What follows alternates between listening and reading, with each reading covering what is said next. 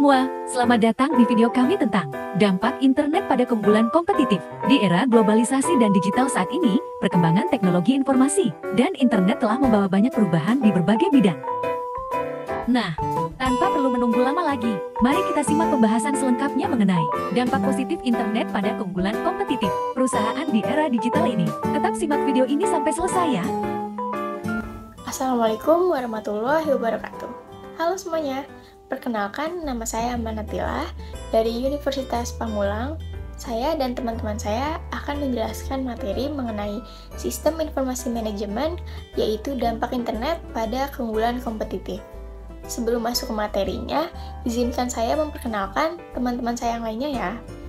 Ada Ade Supriyadi, Diah Ayu Tri Utami, Leoni Patricia, Nur Ahmad Arifin, Rahmawati Agustin, dan Widya Septiani.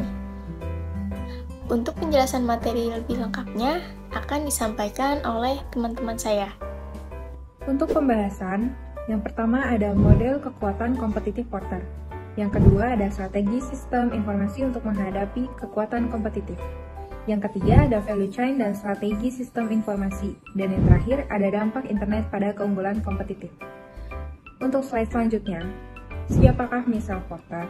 Profesor Michelle E. Porter adalah pakar manajemen dan juga pemilik Mark Kramer Foundation Strategy Group. Lahir tahun 1947, merupakan alumni program doktor dari Harvard Business School. Bukunya Kompetitif Strategi 1980 menjelaskan strategi yang harus dilakukan oleh perusahaan di dalam menghadapi persaingan yang semakin kompleks menuju abad ke-20 ini. Untuk selanjutnya, di sini saya akan menjelaskan mengenai apa saja sih model kekuatan kompetitif Porter itu.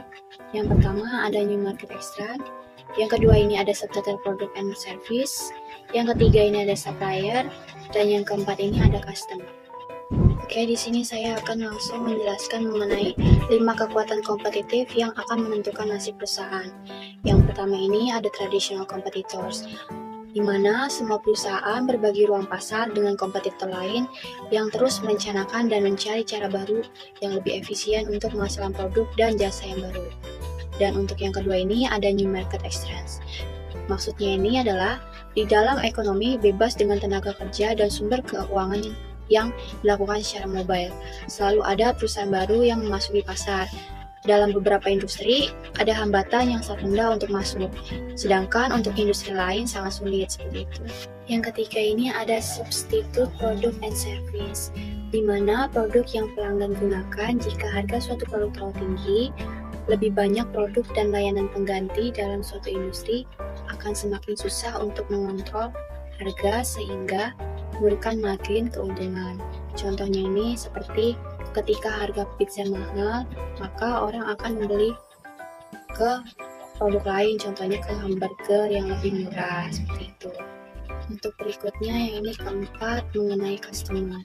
Maksudnya ini adalah di mana perusahaan yang menguntungkan akan tergantung pada kemampuannya untuk menarik dan mempertahankan pelanggan. Mengenai kekuatan pelanggan tumbuh jika mereka dapat dengan mudah beralih ke produk dan layanan pesaing, atau jika pasar bersifat transparan, di mana jika ada sedikit diferensi produk dan harga semua bisa diketahui secara langsung. Contohnya ini seperti internet. Untuk yang terakhir ini mengenai supplier, di mana kekuatan supplier dapat memiliki dampak yang signifikan terhadap laba perusahaan, terutama ketika perusahaan tidak dapat menaikkan harga secepat supplier, dan jika perusahaan memiliki beberapa supplier, maka perusahaan dapat mengkontrol yang lebih besar, sehingga dapat memilih supplier yang lebih baik dalam hal jadwal pembayaran, dalam melakukan kualitas, dan dalam melakukan pengiriman.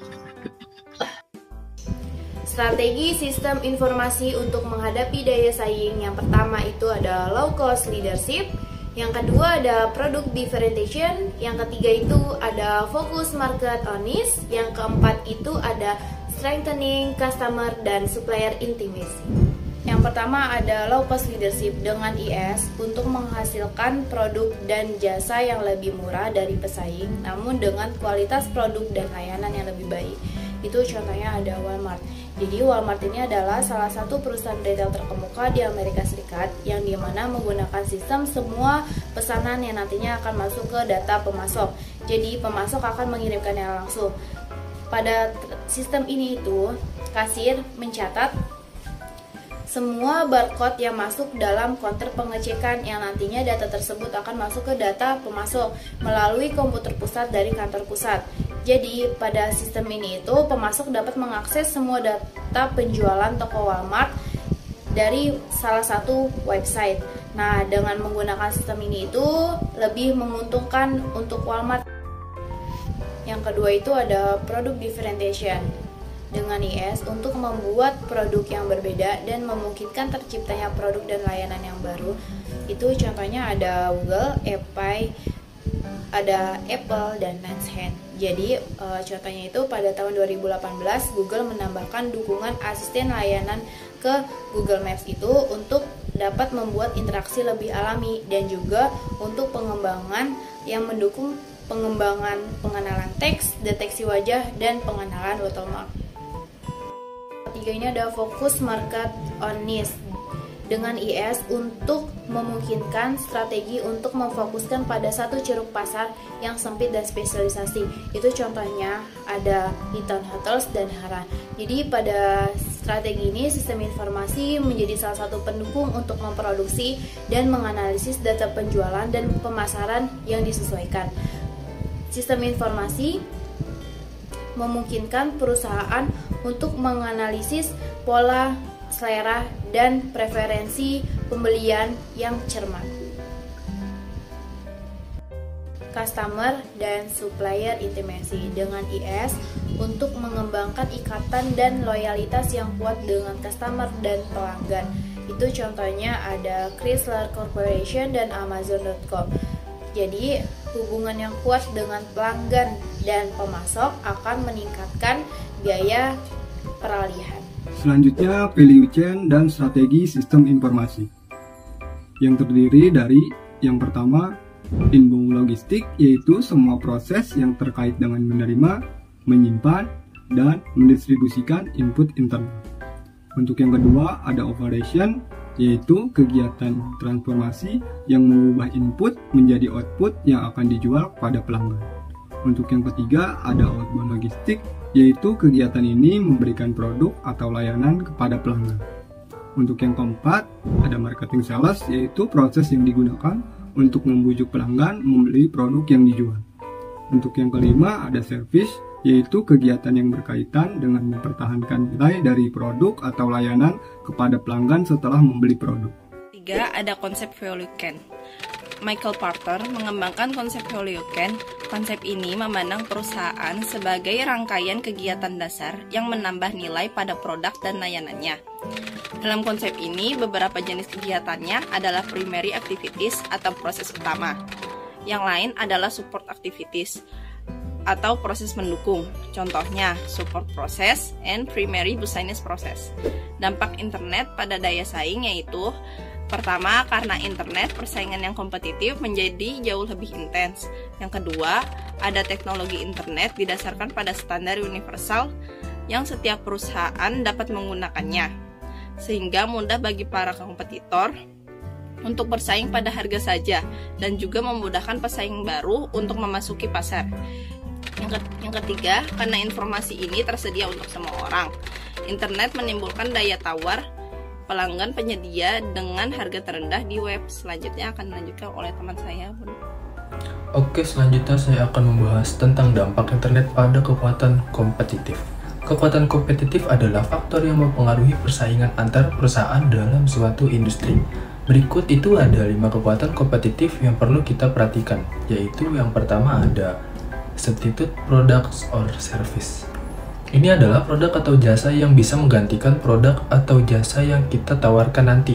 Misalnya itu, jika kita ingin menjual buku, produk penggantinya itu bisa berupa e-book, majalah, atau podcast. Internet juga memudahkan produk pengganti baru muncul dengan cara yang lebih inovatif dan efisien.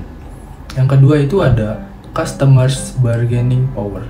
Ini adalah kemampuan pelanggan untuk menentukan harga dan kualitas produk atau jasa yang mereka beli. Misalnya, jika kita menjual baju, pelanggan itu bisa membandingkan harga dan kualitas baju dari berbagai toko online. Internet itu memberikan informasi yang lebih banyak dan mudah diakses kepada pelanggan, sehingga mereka itu bisa lebih leluasa untuk memilih dan menawar. Yang ketiga itu ada suppliers bargaining power. Ini adalah kemampuan pemasok untuk menentukan harga dan kualitas bahan baku atau jasa yang mereka jual kepada perusahaan. Misalnya, jika kita ingin menjual kue, pemasok itu bisa berupa petani gula, tukang telur, atau mentega. Internet itu memungkinkan perusahaan untuk mencari pemasok yang lebih murah dan berkualitas dari seluruh dunia, tetapi juga memberikan kesempatan kepada pemasok untuk menjangkau lebih banyak pelanggan dan menghilangkan perantara. Yang keempat itu ada threat of new entrants. Ini adalah kemungkinan adanya perusahaan baru yang masuk ke dalam industri yang sama dengan kita. Misalnya, jika kita ingin menjual sepatu, pesaing baru bisa berupa perusahaan sepatu lokal atau internasional yang belum kita kenal. Internet menurunkan hambatan untuk masuk ke dalam industri, seperti biaya perizinan atau distribusi, dan juga memberikan teknologi yang membantu perusahaan baru untuk mengelola bisnis mereka dengan lebih baik. Yang kelima itu ada positioning and rivalry among exciting competitors. Ini adalah tingkat kesamaan dan ketatnya persaingan harga antara perusahaan yang sudah beroperasi dalam industri yang sama. Misalnya, jika kita ingin menjual pizza, pesaing yang sudah ada itu bisa berupa restoran pizza lain, baik yang besar maupun kecil. Internet memperluas pasar geografis, menambah jumlah pesaing, dan mengurangi jumlah perbedaan antara persaingan sehingga lebih sulit untuk menonjolkan keunggulan kita dan membuat kita harus lebih bersaing dengan harga yang lebih rendah. Dan itulah 5 dampak internet pada kekuatan kompetitif. Selanjutnya yaitu sustaining competitive advantage atau mempertahankan keunggulan kompetitif. Yaitu keunggulan strategi kompetitif yang diberikan sistem tidak selalu bertahan lama untuk menjamin keuntungan selamanya. Pesaing dapat membalas dan menyalin sistem strategis tersebut. Keunggulan kompetitif tidak selalu berkelanjutan. Pasar, harapan pelanggan, perubahan teknologi, globalisasi telah membuat perubahan bahkan lebih cepat dan tidak terduga. Internet dapat membuat keunggulan kompetitif hilang sangat cepat karena hampir semua perusahaan dapat menggunakan teknologi ini. Dan sistem yang awalnya ditujukan untuk menjadi strategi bersaing sering menjadi sekedar alat untuk bertahan hidup atau survival tool. Baik, itu dia materi yang telah disampaikan oleh saya dan teman-teman saya, dan kami harap materinya bisa dimengerti dan bermanfaat untuk semuanya. Pada hari itu, mohon maaf apabila masih kurang, dan sekian. Terima kasih. Wassalamualaikum warahmatullahi wabarakatuh. Semangat!